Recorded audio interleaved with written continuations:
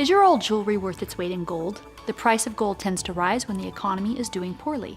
In past years, gold prices rose about 70%, though recently they've dipped since reaching record highs.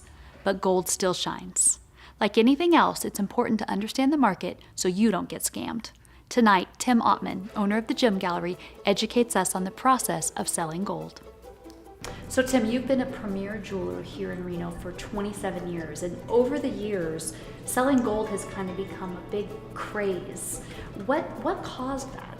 Well, the big cause at first was, of course, the economy going down and gold going way up. It was a great way for customers or people to get a little money. It became more popular as the styles changed, went from yellow gold to white gold, so people are getting rid of their yellow gold and buying new pieces in white gold. Things that are inherited get traded in or sold because they're not stylish anymore. So there's a lot of different things that people should know before they decide to just turn in their gold. There's lots of things that you can educate yourself about to make sure that, one, you're getting a fair price and you're working with someone reputable. Tell us the things that people should really be watching out for. Okay, there's a lot of things to look for. One of the main things is deal with somebody you know. Don't get it out of maybe the newspaper. You've never met somebody. That's kind of not a good idea. Go to a local jeweler, maybe a local coin shop. Those are the best places to go, really. Make sure when you're taking your gold jewelry in that the person is not just taking it and dumping it on a scale and giving you a figure, okay? They gotta make sure that each piece is checked for caratage. Is it 10 carat, is it 14, is it 18? A piece that's 10 carat is only 42% gold. A piece at 18 is 75% gold. So that's gonna have a lot more gold content, should be priced out at a different rate, okay? Same with coins. Coins are more or less 90%. So there's a lot more gold in coins than there is in 10 karat jewelry, or even 14 karat jewelry, or 18 karat jewelry. So that should all be checked So first. they shouldn't just be paying you for the weight of the total jewelry. It's per caratage, correct. Aha. So make sure that they're separating and checking what's gold and what the caratage is. Okay, so if you walk into place and somebody just drops everything on the scale, you should be concerned. Without looking at it or without testing it, yeah, that's a red flag.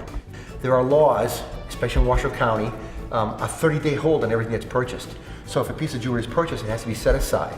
A detailed report has to be made and sent to the police department with identification of the person that bought it, line by line, and what they purchased, so that they can check for items that are stolen, lost, that sort of thing. Now, why the big discrepancy? So, I mean, if something that I purchased or that was given to me cost $500, why is it only worth, say, $75 now, for example? Good question. Okay, let's just take a chain for example. Okay. A chain contains gold, it's alloyed out, it's then manufactured at a company that pays money, spends money to build this chain, pays labor, costs to produce it. It's then marketed and sold to a retailer or wholesaler first, and then sold to the consumer, where the jeweler makes a profit. So you've got all these increments in there that increase the price. When you're selling it, you're getting just the raw material, just the scrap gold out of it. And obviously a small percentage less for us, because we have to hold it 30 days, and then it's sold for hopefully not much less than what gold market was at when we bought it. Sometimes it goes down, you don't make money. Sometimes it goes up, you make money. So as a jewelry store, what do you guys actually do with the gold when you get it? I mean, if I brought you multiple pieces, do you melt them down? Do you turn them into something else? Do you resell them the way they are? What do you really do with it? A lot of people do melt down and cast their own, but you lose caratage. So a piece that might be 14 karat is going to be 12.5% once it's remelted without being refined first.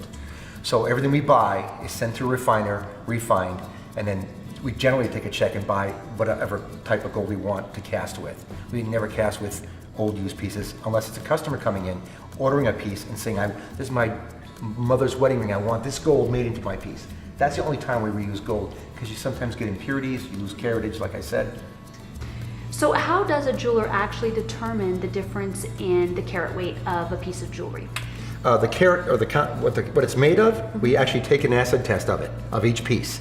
So we have a special stone that we rub the stone on, the ring onto it, or whatever the piece of jewelry is, and there's different levels of acid that will determine what the caratage is.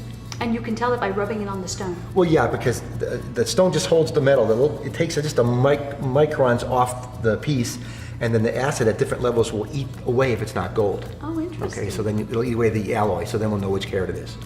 If you have platinum jewelry, it's important to know that the value is much higher. And I always explain this to my customers.